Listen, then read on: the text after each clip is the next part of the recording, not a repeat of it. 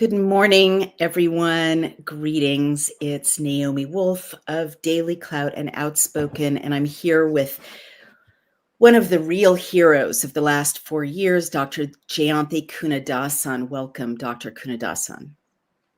Thanks, Dr. Wolf. Can I That's call you fine. Naomi? Call me Naomi. Okay. We're old friends. Thank you. So Dr. Kunadhasan made time for us in her global travels. It's very late where she is right now, but she did us the kindness of appearing to speak with us because this is part 2 in my who knows how many parts, expose revelation of the fact that unfortunately powerful men on Capitol Hill are appropriating without credit the work of the War Room DailyClout Pfizer Documents research team. And to refresh your memory, because the project has been kind of concluded, but it made a gigantic impact and still makes a gigantic impact worldwide. This is a project of 3,250 doctors and scientists, among whom Dr. Kunadhasan was one of the most active, she accomplished some of the biggest milestones of the entire project. And they worked for 2.5 years, nearly 3 years, going through the 450,000 Pfizer documents released under court order by a successful lawsuit by attorney Aaron Siri against the Food and Drug Administration. So I'm just going to read Jeyanthi Kunadhasan's bio, Dr. Kunadhasan's bio. And this is from an organization called Australians for Science and Freedom, but she's very well known. And so there are, many bio locations I could choose from. So Dr. Jeyanthi Kunadhasan was a consultant anesthetist at a major regional Victoria, Australia public hospital in practice for more than 12 years until she was mandated out in October 2021. And we'll find out more exactly what that means. She has a clinical interest in patient blood management, where she spearheaded many initiatives that sustainably brought down the unnecessary transfusion rates in major surgeries, leading to improved patient outcomes and lower cost to the health system. Incredibly distinguished physician. So again, welcome, Dr. Kunadhasan. Thank you, Naomi. Thanks for the kind words of welcome. And also, first of all, there were many, a few years ago, it was just a really scary time. So there are lots of heroes, obviously, Steve Bannon and yourself and Amy Kelly as well. But all the stuff that I wrote about and produced, I could not have done without my teammate. So basically, I am in team 3, was in team 3 of a team of volunteers, but widely, all the stuff that we did and that we discovered were on the backs of a lot of people anonymously going through the data and preparing it for us. So first of all, I want to actually give a shout out to them. It was really grinding, thankless work, and they deserve a warm welcome. Absolutely. I'm so glad you said that. It's a little difficult to hear your audio. Is there a way for you to perhaps move a little closer to the microphone or turn up the volume in some way? Okay. Thank you so much. Or maybe even just speak a little louder. We can go old school with just asking you to Is it better now? It's a bit better, yeah. Okay. And if you'd now just raise there you go. Perfect. Thank you, Dr. Kunadhasan. All right. Well, people who were watching yesterday, I'm going to give a little bit of context for this important broadcast today. And it's very important to remember that it's not just Dr. Kunadhasan's work that's being erased, as she just pointed out, and appropriated, I would say, nearly plagiarized. It's also the work of her teammates, some of whom are named, some couldn't be named in Team 3.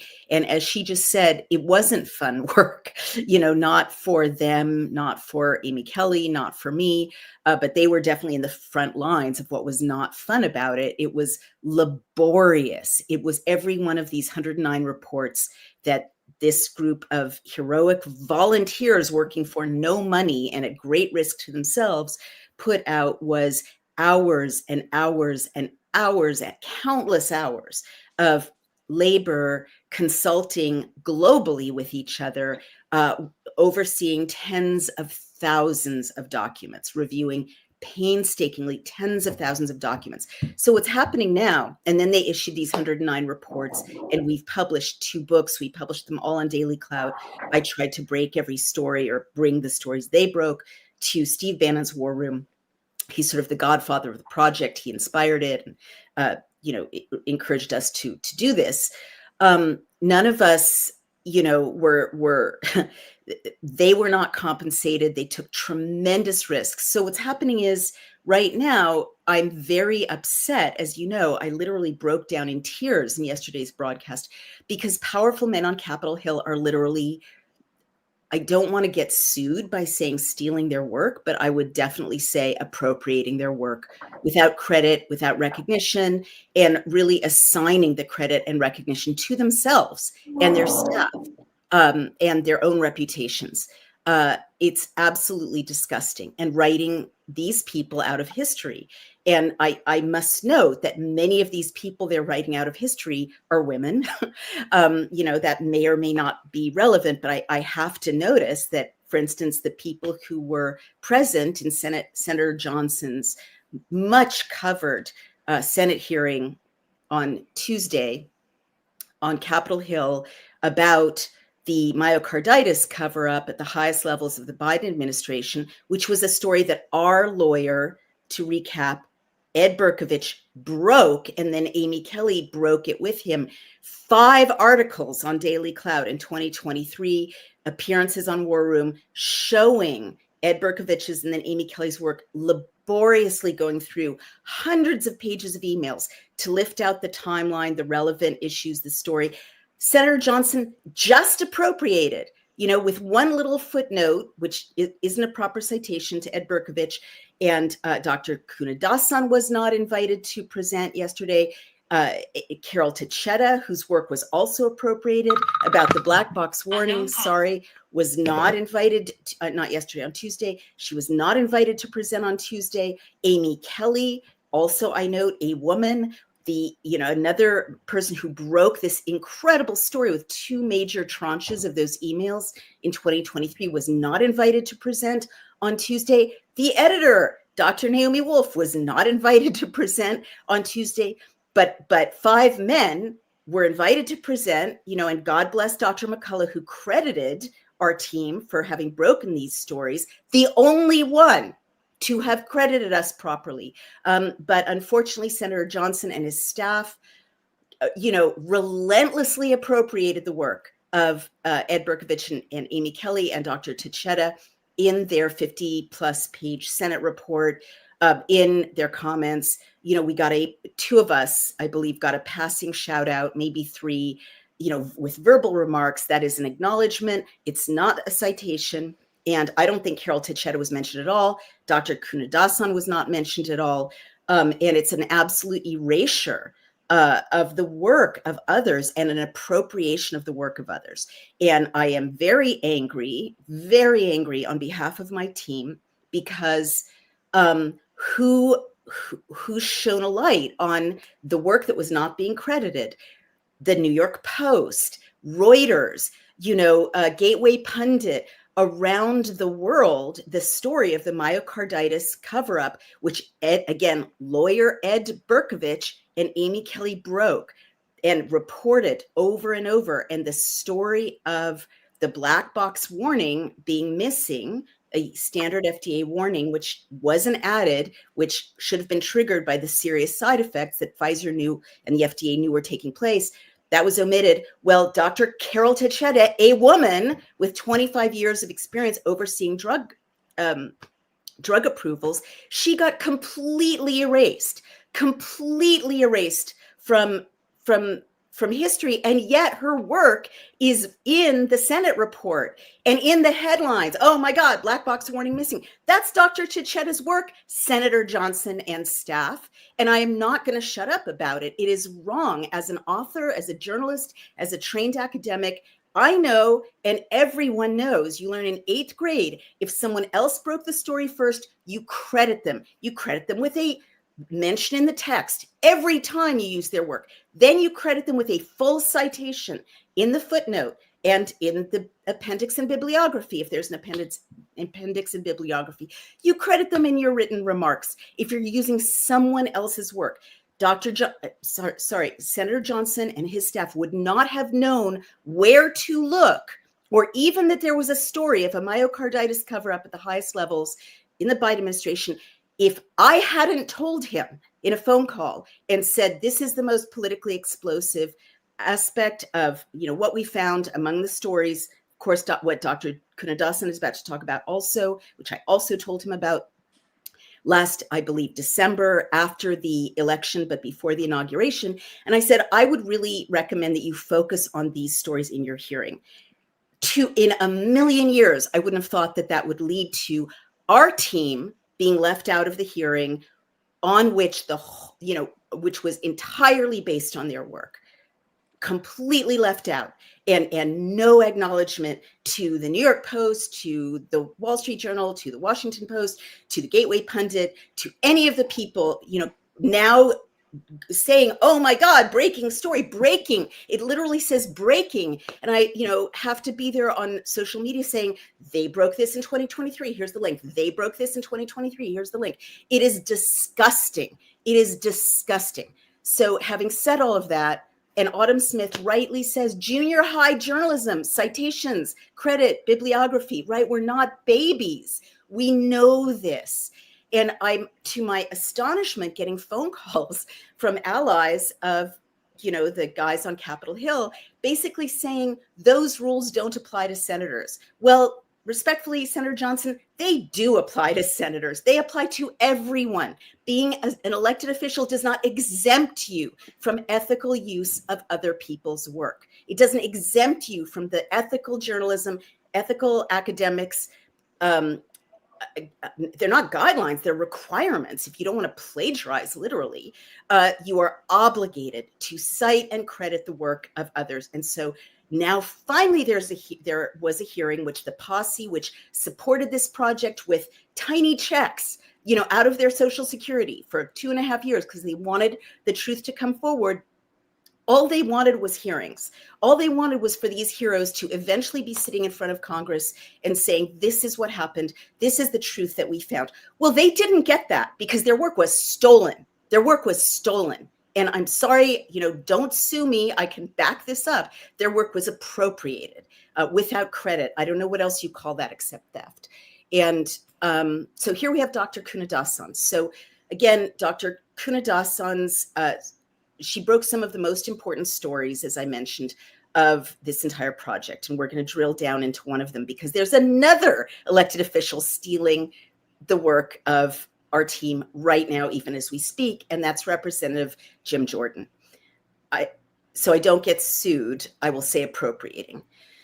And honestly, I would say the Wall Street Journal too, but I will get to that. So Dr. Kunadhasan should really go down in history, and bear with me, Dr. Kunadhasan, I know it's a long intro, but she should go down in history for many reasons. But one of them is that she broke this story, huge story, which is not related to this, but just to give you a sense of what a towering intellect this woman is and how brave she's been. She broke this story laboriously. All of these stories took just countless man and woman hours of the fact that Pfizer had hidden 8 dead people who were vaccinated and died with COVID. No? So at the point of the EUA approval in December 2020, Pfizer publicly said there were 6 deaths, but actually there were 11. So there are 5 missing people, but we don't have paperwork as good we only have paperwork that's good that the clinical site was informed of the death only for 2 patients. So these are vaccinated deaths, one's in Kansas and one's in Georgia. So basically it's 2 deaths that we have receipts that they were informed of the deaths well before the data cutoff, and should have been disclosed publicly in the FDA meeting, but wasn't. Gotcha. Thank you for that correction. So the bottom line is they did something illegal and unethical to end up with fewer dead people who died who were vaccinated who died with COVID than otherwise, correct? And it's actually, the biggest news is that the patient in Kansas, the 63-year-old lady who died in Kansas, well within the data reporting period, she had an autopsy result available, and that result was sudden cardiac death. So that's why the letter to AG Chris Kobach was so important, because all the receipts, as you've told us very carefully, put all the receipts there. So all the receipts pertaining to that patient is there. It's like a package of evidence wow. for attorneys. Thank you, Dr. Kunadhasan. So explain to everyone what the letter to Attorney General Kobach is. You created it, right?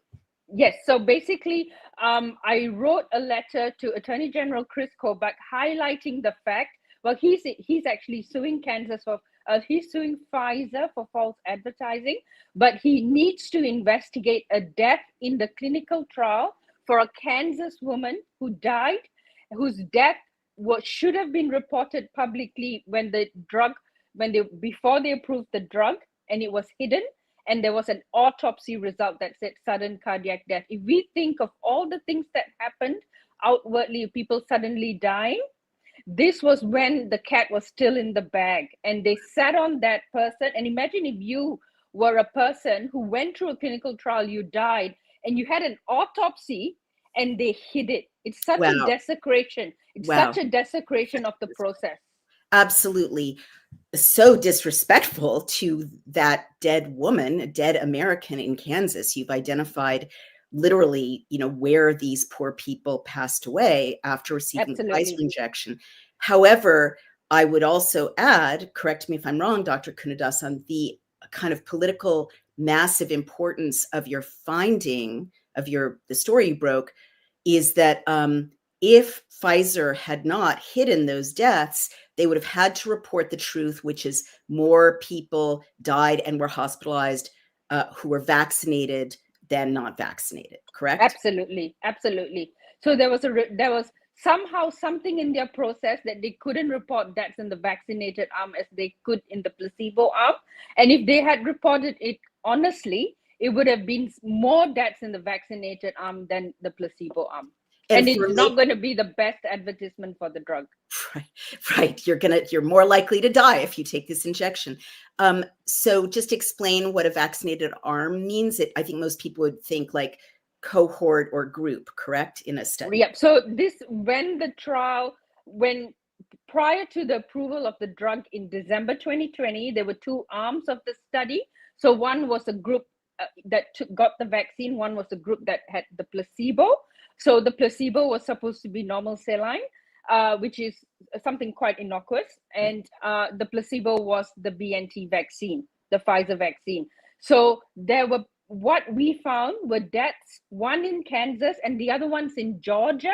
Mm-hmm. So deaths that happened well within the reporting period.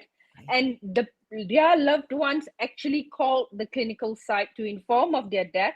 And the problem is, once the clinical sites informed of the death, they are supposed to, basically, that's their trial protocol. They need to inform Pfizer no less than 24 hours. Right. No later than 24 hours. They didn't follow their own rules, basically. We don't know. That's another level of, so the form where the clinical trial site informs Pfizer is not publicly available. Right. What we have is the form where the clinical trial site documents that someone's reported to them that this person's died.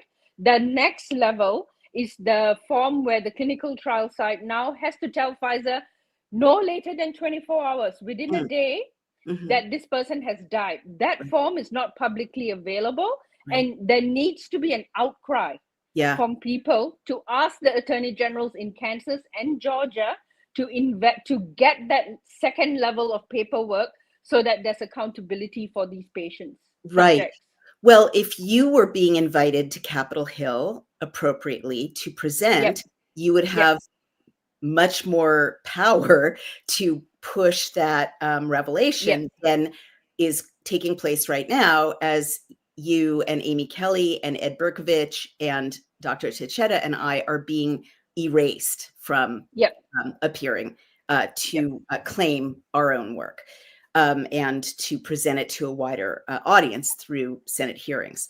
Now so that like, if that had been appropriately covered when you broke that story, everyone around the world would have known that you're more basically Pfizer fudged the math, hid people who died after being injected with such direct causality that their loved ones called and said, our loved one died after being injected, which is pretty damning, as you say. And everyone in the world would have known, again, that because they did the math wrong, if they'd done the math right intentionally, if they'd done the math right, they would have had to tell the FDA, the White House, the American public, the world public, you're more likely to be hospitalized and die with COVID if you're vaccinated than not, which is what data now reveal. Is that correct, Dr. Kunadhasan? All right. Yep. So that was your story. You broke that story. All right. Now let's go to the other story that you're being completely not credited for. All right. May we? Yes, one thing though, I just want to credit. So that story was broken on the backs of our forensic paper. So our forensic paper was basically the first paper in the peer-reviewed literature that actually examined the Pfizer data, and from a group that was not affiliated with the trial sponsor. So it was layers upon layers, and the hidden deaths were the final revelation, but it stands on the back of the forensic paper. Thank you. And that's very important. Your team's work made it into the peer-reviewed literature, which was an extraordinarily high bar, especially at that time, for findings that were critical with real science of the process of approving the injection, let alone the outcome of receiving the injection. Is that a fair thing to say? Absolutely. We were rejected by more mainstream journals. I mean, like, more well-known journals, and then had to seek we had to work really hard to get it published. Bottom line, I would say, is your credentials for the science around the Pfizer injection with this peer-reviewed publication and all the other work you've done are at least as strong as the people who were invited, at least some of them, right? I should say, to testify in a hearing in which the War Room DailyClout experts were not invited. I mean, that's something I'm saying. You are a highly credentialed anesthesiologist. You and your team published your findings in a peer-reviewed publication. You are not a yoga mom. Is my, like, we're being treated like yoga moms essentially. And we shouldn't disparage yoga moms. They have I'm sorry. That was the throwaway comment. But you're not like a casual amateur. You're a highly credentialed professional in the field of scientific research. All right. Now let's move on to what you're now being not credited for, which is I would say an equally gigantic story. And I'm going to share my screen. Okay. So share screen. Let's go to new allegations. This is right from, can you all see my screen? Let me check that you can see. Yep, you can. All right. So unfortunately, this is our tax dollars at work appropriating Dr. Jeyanthi Kunadhasan's labor. So this is a May 15th press release. New allegations about timing of Pfizer COVID. New allegations. I'm just going to cry about timing of Pfizer COVID vaccine passed to House panel. This is written by Annie Linsky and Josh Dawsey, and it's from the Wall Street Journal. Lawmakers are investigating, and by the way, the Wall Street Journal has to update their story to credit you. Lawmakers are investigating whether Pfizer waited to share results of the COVID vaccine in 2020 till after that year's presidential election, based on new allegations that a former Pfizer scientist has said he was part of an effort to, quote, deliberately slow down, end quote, the testing, according to a new letter from the House Judiciary Committee. So a House panel is seeking information from Pfizer and from the scientist, Philip Dormitzer, after learning that he allegedly told colleagues in 2024, which is after you broke your story, at a subsequent job, he was worried he would face an investigation of his role in the vaccine's release and asked to be relocated to Canada. Now, the reason he was worried is that you had already broken the story of the delay. No one else had broken the story at that point. Dormitzer has since denied that he or anyone at Pfizer tried to delay the vaccine and has said that his comments to colleagues at drug maker GSK, where he took a job in 2021, have been misinterpreted. GSK first reported Dormitzer's alleged comments to federal prosecutors in New York late last year. Again, 2 years after you broke your story, leading them to launch a probe into Pfizer's vaccine timing. According to GSK's account to the House panel, Dormitzer told colleagues at the British drug maker last year, after you broke your story, that 3 of the most senior people at Pfizer research and development were, quote, involved in a decision to deliberately slow down clinical testing so that it would not be complete prior to the results of the presidential election that year, end quote. And bear with me, everyone. I'm going to go carefully through this so you can see how much theft is going on here. The GSK employees also recounted that Dormitzer, quote, was clear that this was not a situation of delaying disclosure of completed results, but was a situation of slowing down results before disclosure became necessary, end quote, according to the letter. So you've got a House panel sending a letter about a situation in which Pfizer slowed down the process till after the election.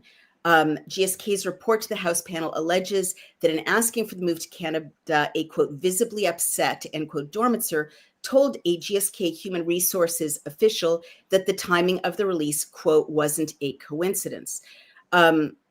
So Amy Rose, a Pfizer spokeswoman, said the company had received the letter and, quote, would respond directly to the committee. So the committee is looking into this. And here we have the person who's not crediting Dr. Kunadhasan.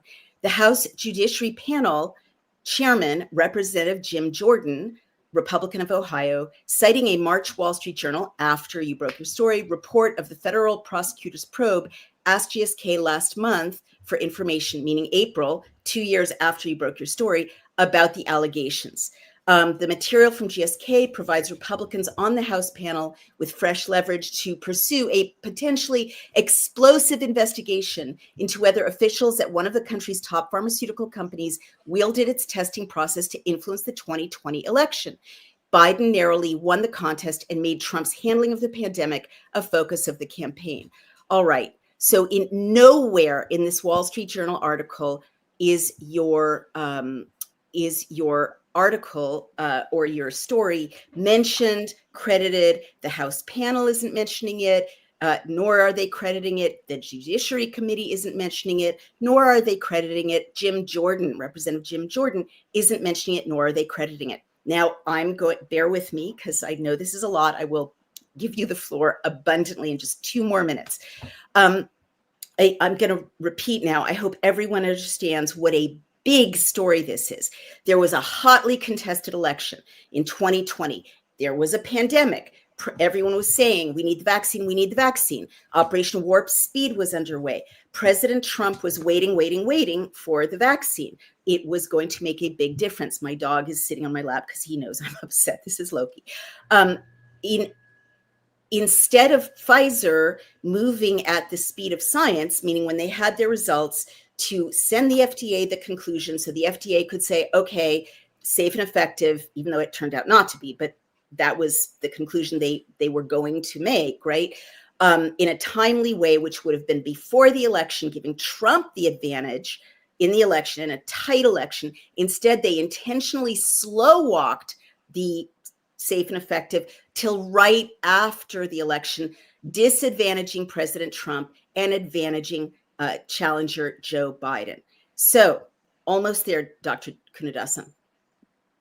When I spoke to Senator Johnson last December, I believe, I said, this is the other politically explosive story. It's very important. It's going to get a huge amount of press. I recommend that you focus on this as well. Well, let's take a look at Report 76 now, shall we? This makes me so angry. I'm going to share my screen, share screen. Here's Report 76. Okay, baby. Oh, my goodness. July 10th, 2023, by Dr. Jeyanthi Kunadhasan and Ed Clark, Team 3. Report 76. Pfizer had data to announce its COVID-19 vaccine's alleged efficacy in October 2020. Why did Pfizer delay the announcement until November 9th, 2020, 6 days after the 2020 US federal presidential election? And then they break it down again very laboriously, explaining the details of how Pfizer basically disobeyed its own contract with the government to deliberately slow walk the announcement. And all the details, all the receipts are there. They link to the Pfizer documents, and they stress, therefore, an announcement of vaccine efficacy could have been made in October 2020 before the US 2020 presidential election. When you read on, you will likely have the same question we do. Was this unnecessarily delayed announcement an effort to negatively impact one candidate's chances of winning the US presidential election? And all the receipts are right there. Oh my goodness. There's the name of the contractor. There's the contract, the Pfizer contract, showing that they were disobeying their own contract. There's the basis of the efficacy cases presented to the FDA. They turned out not to be effective, but that's a different story. And they show all the receipts, a laborious article, absolutely impeccable. No one said it was wrong. This is July of 2020. All right, now we're going to see, I'm almost done, Dr. Kunadhasan. I'm so angry. We're going to take a look at, oh my goodness, what else is there? Who's covering this and not giving Dr. Kunadhasan credit? It's CNN. And CNN says, Pfizer CEO, our vaccine timing had nothing to do with politics. So now everyone's getting in on this gigantic story that Dr. Kunadhasan broke. CNN is, quote unquote, covering the story, which Dr. Kunadhasan broke. All the major media are covering it. Her name has not been mentioned once, not in the press release, not by Representative Jordan, not by Senator Johnson, who I'm assuming alerted the House Judiciary Committee, unless they saw it on War Room in July and were aware of it. She's been completely written out of history for this, and so is Team 3, and so is Ed Clark. So, Dr. Kunadhasan, over to you. What is your view of this? Thank you, Naomi. So basically in a lot of the reporting, so when I first saw it, I was really excited. I was like, they're finally going to cover it. When I wrote it, I was actually pretty scared to write the report. It was actually, I thought, oh my God, I figured this out. This is actually quite scary information. In the reporting that I've seen at the moment, what they say is that there's no evidence that Pfizer did it. So what I think is that the way we found the evidence is a difficult, it took a lot of laborious analyzing to come up with our report. Right. And it's not one of those pieces of paper where you get a screenshot and then you publicize it. It took a lot of, analyzing, digging deep into documents and cross-analyzing. We cross-referenced everything. So from what I have seen, basically everybody says there's no evidence. So what? Sorry to jump in, Dr. Kunadhasan. When you say everybody, what are you talking? Who are you? The news reports I've read. All about this story. Basically, the news reporting that I've seen that came out probably maybe nearly a month ago, I think, that the Southern District of New York was probing it, and that was what was broken by Reuters and the Wall Street Journal.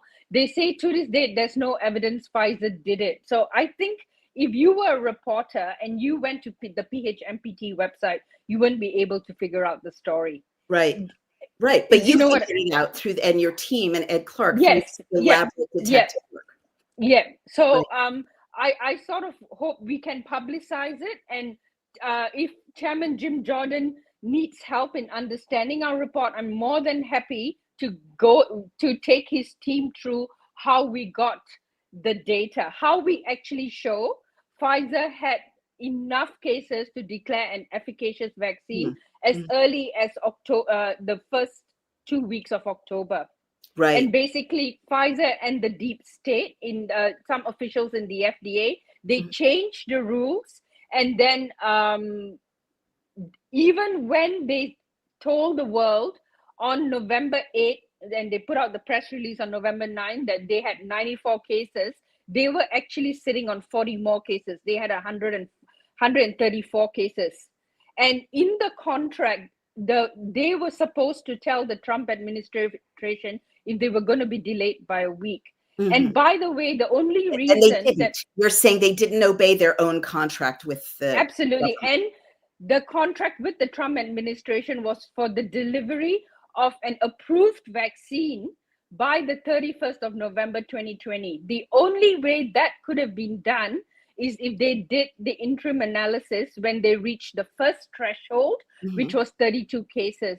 And the decision to not do the analysis at 32 cases is the decision that denied an early vaccine announcement before November 2020. And that's what Chairman Jim Jordan needs to understand, because whatever Mr. Dormizes says, the actual 170 patients upon whom the claim, the 95% effective claim is made of, the story is not just of the 170, it's when they were diagnosed and when they reach the different thresholds, 32 cases, 62 cases, and so forth.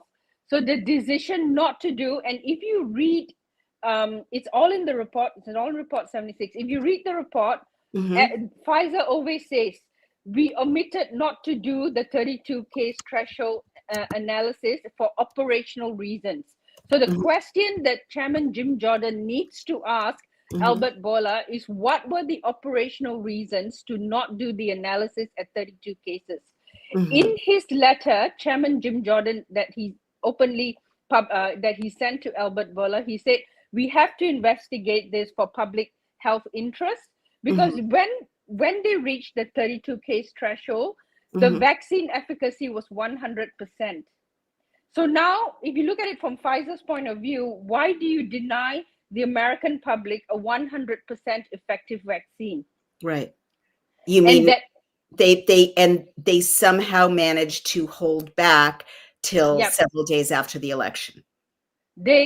So what happened is, and the thing is that even when they told the story publicly, they didn't quite keep their story straight. So Pfizer told, so now if you think about it, Pfizer signed a contract with the Trump administration that you have to deliver a safe and effective vaccine approved by the FDA by the 31st of October. Then in public reporting, Albert Bourla says that he's not allowed to look at the vaccine efficacy data till after November 4th or 5th. So how do you sign a contract if you can't look at the efficacy That's a huge data? Dr. Kunadhasan, what you just said is another giant story. It's a story within the story that you broke, that absolutely. Well, to me as a political consultant, it's very important that President Trump said, you've got to deliver this vaccine by October 31st. Why? So in the last push of a hotly contested presidential election, he could have a press conference saying, look, we've got a vaccine, November 1st, we've got a vaccine. You've got, several days to process this before you go vote for me.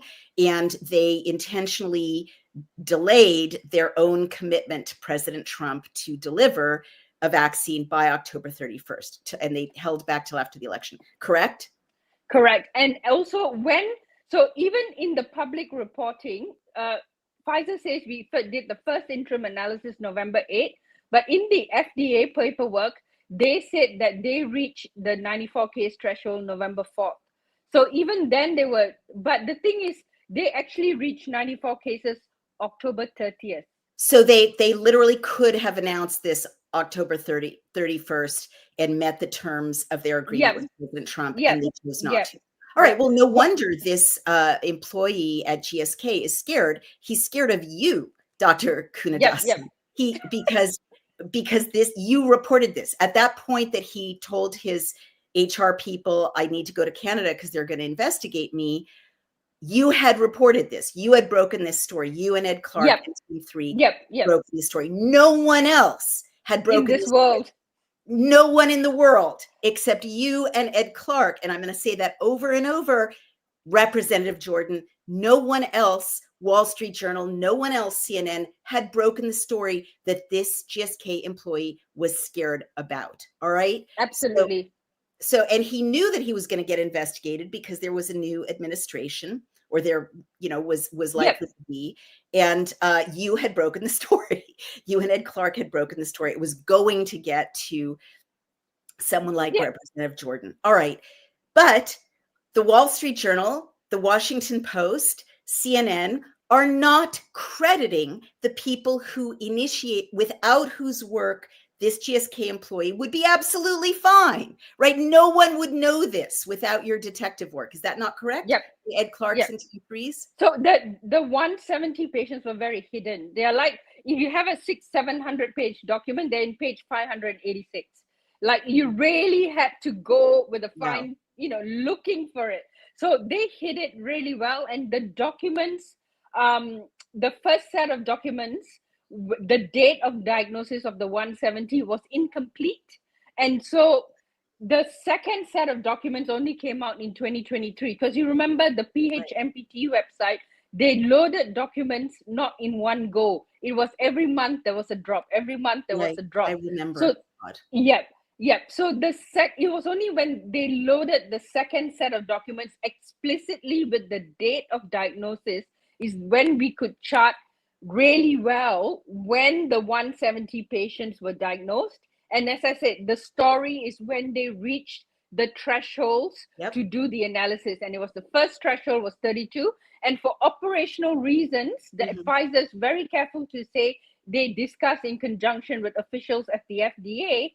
So they need to find the officials at the FDA as well and ask what the operational reasons were for not doing the analysis. And you have to understand, Pfizer said on October 29th. So now this is 2 days before the contract's due. October 29, they said, we can't do an interim analysis for operational reasons at the 32 case threshold. We'll do it when we reach at least 62 cases. They moved the goalposts. The problem is they had 62 cases on October 22nd. Oh, they intentionally delayed, and you've got all the receipts. So all the receipts. All right. Well, CNN didn't contact you, did they? No. Well, it was in public reporting that I've seen from the Reuters, the Wall Street Journal. So Marianne Damasi, to her credit, is the first reporter that has actually said there is probably some evidence, and she has actually cited my work. But it had, and so hopefully the tide changes. But according to the Wall Street Journal and Reuters, there's no evidence. Dr. Kunadhasan, Reuters didn't contact you, did they? No. And did Representative Jordan contact you? No. And yet he's got a press release on his committee's website that is based on your work. He's investigating. He may not know of my work, I think. Well, I'm being very kind. I'm being very kind. Yeah. I mean, I know you want to be helpful, but I will say as a reporter and as a former political consultant, you Google it, right? Like literally a Google search of did Pfizer delay announcing vaccine till the 2020 election, till after the 2020 election, brought up your report 76. So his staff didn't do that. And I will also say, I'm going to show everyone again, it's right there. Pfizer had data to announce its COVID-19 vaccine's alleged efficacy in October 2020. Why did Pfizer delay the announcement till November 9th, 2020, 6 days after the US presidential election? The Washington Post could find this. CNN could find this. Reuters could find this. It's literally a Google search. It's like the 4th or 5th result, even with all of our shadow banning. So I know that you are incredibly gracious, and I understand that you want to be available to help Representative Jordan, but until that day comes, and I'm not going to hold my breath, because these gentlemen have shown that they're entirely willing to appropriate all of the credit for your work and Dr. Tachetta's work and Ed Clark's work and Amy Kelly's work and Ed Berkovich's work. Until that happens, how do you feel about all the labor you put into this, along with Team 3, not being even mentioned by reporters whose own reporting would be enhanced by the start of this story, right? That puts it all in context. Well, when we did it for humanity. I put this, so it took a lot to actually, I was too scared to write this report. I only actually gathered courage to write it after I went for pilgrimage. So, and I decided the story is how a few powerful people, how a drug company can be so powerful as to affect the election of the United States. So it's actually a very scary proposition, and Yes. the way I look at it, it's analyzed, it's out there for humanity, and Yeah. when it's time, the story will break, which I hope is now. And you know, I do feel slighted if when it's not mentioned, but at the end of the day, we put it out there. It's people can see and read the receipts. Right. Yeah, there is evidence. Okay. And people should stop saying that there's no evidence. Right. I hear you, and you're very gracious. And the trouble with working with truly enlightened heroes is that pretty much everyone who was critically important in breaking these stories is motivated by the highest motivations. Yep. On Team 3 and Team 1, and with this project. So they're very generous. Well, I'm not that generous. And on behalf of my team and Amy Kelly and just the ethics of intellectual property, I'm very upset that Representative Jordan, a man, is entirely appropriating your work, not to genderize it, not to racialize it, but I'm noticing that the people who are being shoved to the margins of history are not powerful white men. I'll just put it that way. Yeah, that's what's happening. Whatever the motivation is, the bottom line is, the people who did this work are not being invited to assist, to fill in the story, and they're not being credited. I mean, that's the bottom line. And I am sure you're going to go straight to heaven, Dr. Kunadhasan. But in the meantime, I will say, as your, editor, that it's not right. You're the author. It's not right. You should be world famous for what you described here, as famous as every one of these CNN stories, as famous as Representative Jordan. And also, let's just talk about the labor that went into this. How many hours do you think it took you and Team 3 and Ed Clark to put together the pieces of what you're describing as a 500-page document at the least? Oh, it was many hours. It was insane. I think after that, we just couldn't do many other reports. It was many, many, many hours. We had to really dig deep to find the data. Obviously I was fired because I, couldn't work for at least 2 years with the mandate requirements for COVID-19 vaccine. So I had the time. But it took many, many, many, many hours and a lot of time to actually figure it through, because the story wasn't so obvious. Right. No, indeed. It's very, very complex, but only you and Ed Clark and Team 3 had the skill set at the time. I mean, this is something that, Steve Bannon and I discussed when we talked about the importance of this project. Reporters at CNN or the Wall Street Journal and staffers on the Judiciary Committee or on Senator Johnson's staff don't have the time or expertise to pour through these documents and piece them together. They don't. So they never would have reached these conclusions without your work, Ed Clark's and Team 3's. And that is just a fact. Well, now let's talk about your personal heroism. All right. I was there. I mean, another reason I'm very upset, and people who watched my broadcast yesterday about the appropriation of Dr. Techeda's work and Ed Berkovich's work and Amy Kelly work by Senator Johnson's staff, I literally broke down in tears because it was so scary in 2023. We started this project in 2022. I was deplatformed in 2021. You were laid off, or whatever, mandated out. I assume that means you wouldn't take the shots. So you were forbidden to work. I was fired. You got fired. I can't imagine what that did to your finances and your stress levels. Very bad. But it was the thing that I'm having a lot of trouble with, and I'm just being honest with my audience, is it's safe now. There's a new administration. It's safe for Jim Jordan to scamper out in public and chat with the Wall Street Journal and, get all the accolades about dealing with this Pfizer corruption. It's safe for Senator Jordan, to scamper out and appropriate without due credit the work of Ed Berkovich and Amy Kelly and Dr. Tichetta. But it wasn't safe at all in 2022, 2023, when we began this work, into all of 2024. It was terrifying.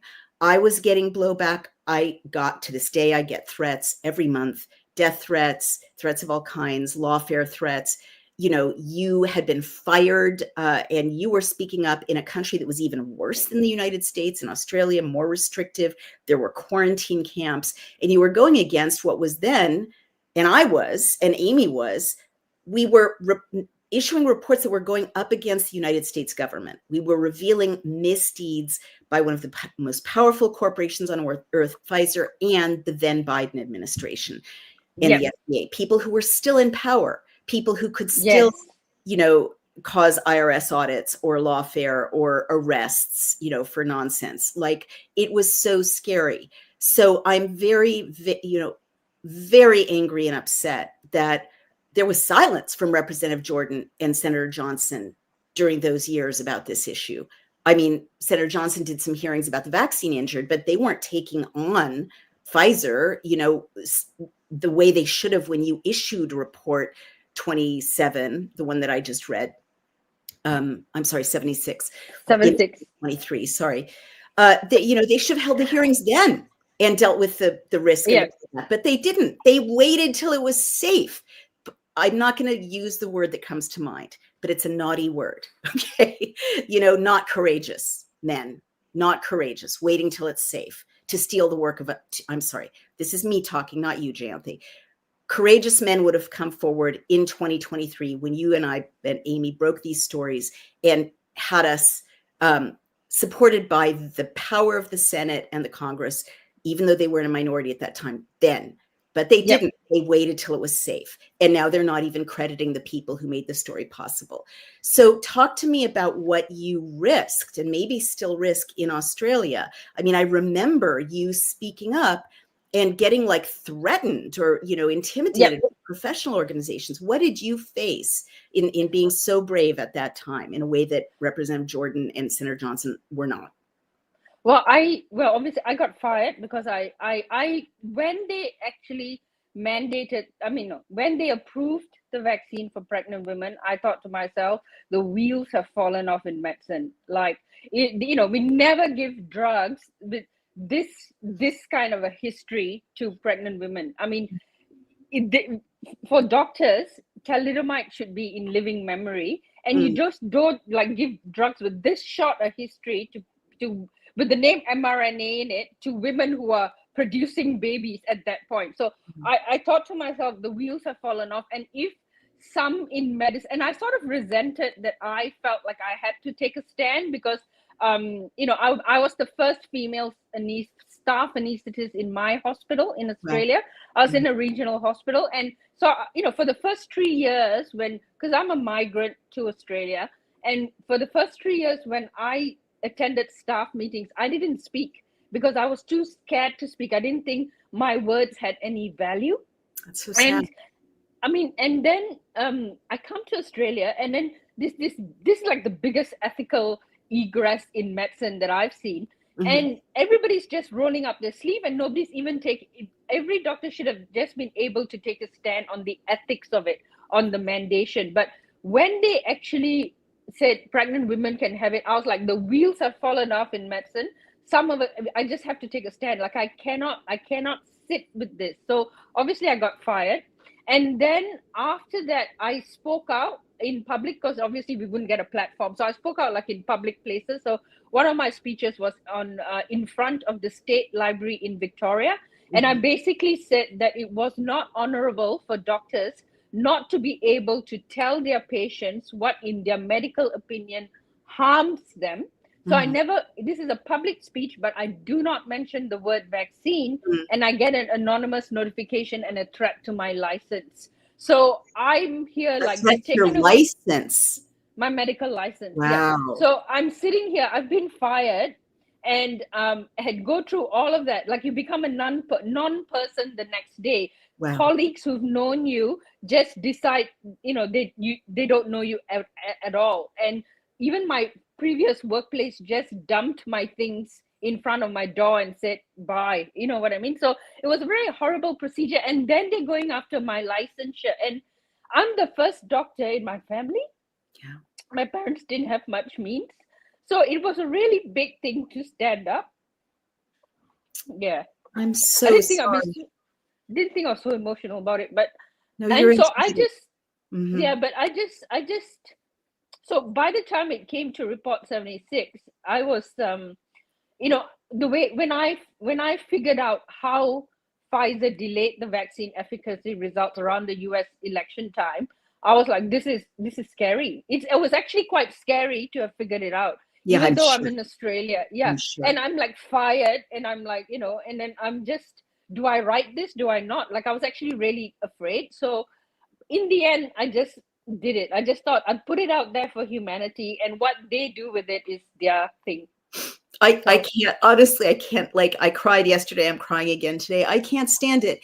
So you should, like, everything about this story is so heroic, right? You're from a, I guess, not, born with a silver spoon in your mouth, family from Malaysia originally. yep. My grandparents are from Sri Lanka, Sri but Lanka yeah, via in Malaysia Malaysia, as well. immigrated, or you or the family immigrated to Australia. You went to medical school. You overcame, many hurdles. You got your medical degree. You you are not the person to take on the United States government or Pfizer. You don't have a giant war chest of lawyers behind you. You don't even have your institutions behind you. You've been fired by your institution. Your license is being threatened.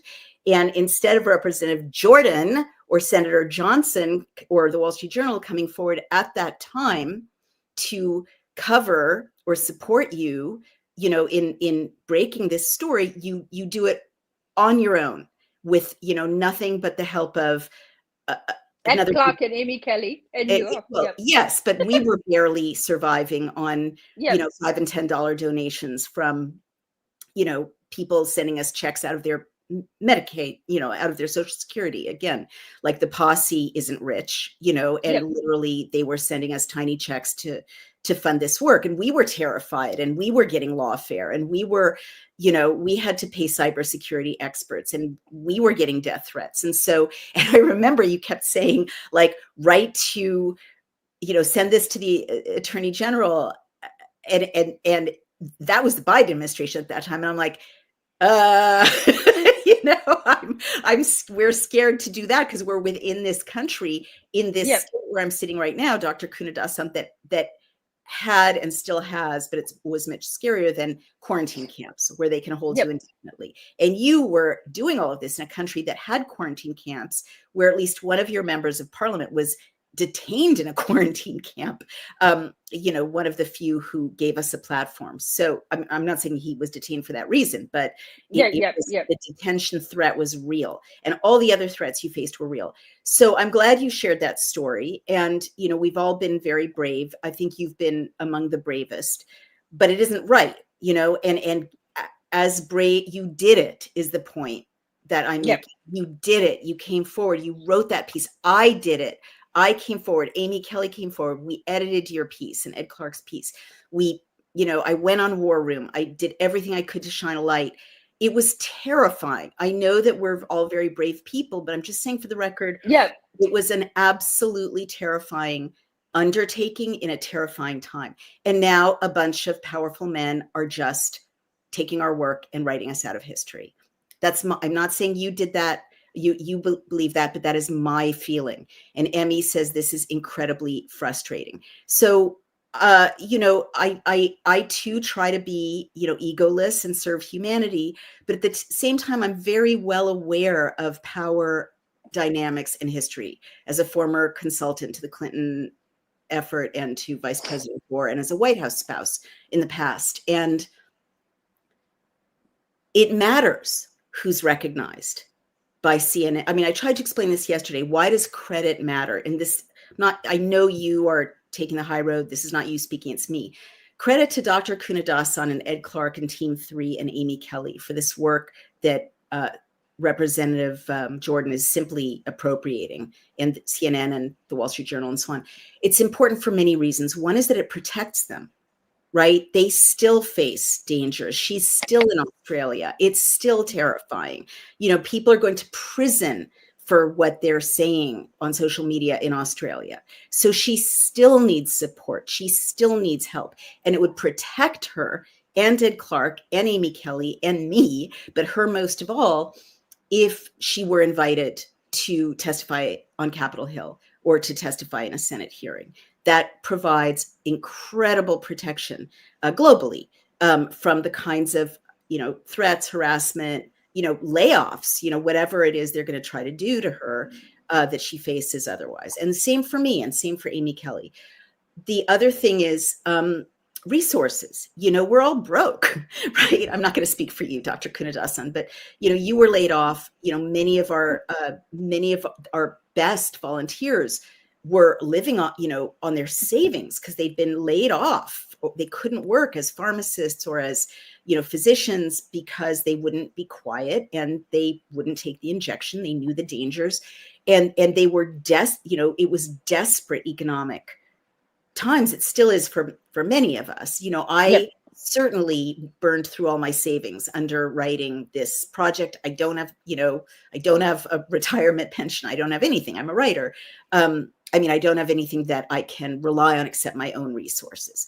But that, I guess what I'm trying to say is that didn't stop us. But if you're invited to testify and you're written into the historic record, lots of other things happen, like speaking engagements and book contracts and compensation for your ideas and your work. So Dr. Kunadhasan, she's not saying this, I am, and Ed Clark and Amy Kelly are really having that stolen from them, that flow of support and resources by not being credited. And lastly, there's history. There's some little Malaysian girl who's good at science and technology who should see, or Australian girl, right? Or just girl in the United States or boy, right? Who should see Dr. Kunadhasan testifying, along with all these other guys, and think I can do this too. She overcame all these hurdles. It didn't stop her. She's so brave. She's so skilled. She's so intelligent. I can do this too. And that little girl or boy is being deprived of that role model, that example. And, you and Team 3 and Amy Kelly should, there's finally history, what you did should live on after you are no longer on this planet. And, Representative Jordan is doing everything possible to be in the history books. Senator Johnson, the 5, well, I'm sorry, but white men who testified, or, one of them, but, maybe 2 of them, whatever, I'm not going to evaluate them. Some of them I respect very much, but Senator Johnson's job as convener is to properly credit people whose work he's using. Same with Representative Jordan and his staff. So I am upset. You and I at this rate are going to be, and Amy Kelly and Team 3 and all the people who labored are going to be erased from the history books. So it matters because it means that generations to come who could be inspired by this story won't even know about it. So all of that is gross. My headline yesterday was MAHA is grossing me out. And the way your achievement is being treated, given especially all the hurdles and terror you faced and still face, is just gross. And I just want to say for the record, it's gross. I still don't want to take on, some of the most powerful people in the country. I am exhausted from 4 years of having taken on the last administration, but I'm saying for the sake of my team and for the sake of history, it's gross. You should be credited. CNN should call you. Reuters should call you. The Wall Street Journal should call you. And Representative Jordan should update his website to credit your work, Team 3's work, Ed Clark's work. And that's what I have to say in conclusion. Is there anything else you would like to say about all of this and about the story itself? Well, I hope the story gets traction. And it's a scary story. It's a scary story of how, in the end, when I got fired and I thought, like, we're so powerless. I have 4 degrees in medicine. and my job was taken away by a premier who took 6 years to do a 4-year arts degree, and I couldn't have the Wow. voice. Are you serious? Yeah. That's, Yeah. oh my God. He took 6 years to do a 4-year arts degree, and I have 4 degrees in medicine, and I couldn't decide my own medical treatment. Oh my And God. I'm an anesthetist. I was at higher risk of getting COVID from my patients than anyone in the who in the line of trying to fire me. Wow. Yeah. I'm way high. And I turned up for work even when they didn't have masks. Wow. I mean, in the early days of the pandemic, there were no mask, right? But I still turned up for work, ready to treat anyone, and so it's really scary that for doctors, I think the tragedy of this is we've allowed our profession to be politicized.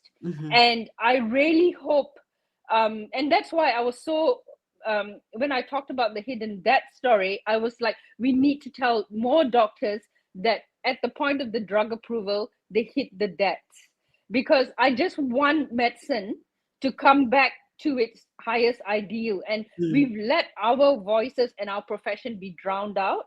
And I did it for that. I did it more even for the people who were before me. I did it for the medical students who would come after me. So I hope that more people understand the report 76 is actually a story of the contractual basis of Pfizer and the Trump administration. Was basically that. And at the end of the day, you can go after a contractual agreement. And that's what I want Congressman Jim Jordan to know. And I hope he gets to know of the story. Well said. I have to say, as someone I know what you, but I'm not going to belabor it. I'm just saying, as a woman who worked hard to get a higher degree, listening to the fact that you got 4 medical degrees and, you're being silenced by people who literally, don't know, which end of a medical textbook is up is, very frustrating. But you are a better person than I am, Dr. Kunadhasan. You are a noble person. And how do people find you and support you, if that's what you? Thank you. So anyway, I'm just on Twitter as Dr. J. Kunadhasan, and the volunteers have moved on to pandemicinvestigationproject.com, so you can find our work there. Wonderful. And you guys should support these amazing volunteers, and also continue to support us at DailyClout, because we continue to do everything we can to bring their work to the public, the work they did while they were with us, which is as relevant, if not more so, as ever, especially now that it's being appropriated without credit on Capitol Hill. All right, everyone. Dr. Kunadhasan, thank you so much for joining us so late where you are. Thank you for all your heroism. Very hot where I am as well. Very hot where you are, yes. And remember, guys, we need your help too. So please subscribe or donate at dailyclout.io, even if it's just a one-time donation. We urgently need it to keep our doors open. And you can help us over at Substack on Outspoken, subscribe or donate, or Behind the FDA Curtain, where you can find Dr. Kunadhasan's work and her colleagues' work when they were with us at the War Room DailyClout Pfizer Documents Research team. And you can buy the book in which Dr. Kunadhasan's work is featured, and that's the Pfizer papers on Skyhorse or Amazon. Thank you, Dr. Kunadhasan. Honestly, I feel inspired and grateful to talk to you no matter what we face. Thank you. All right.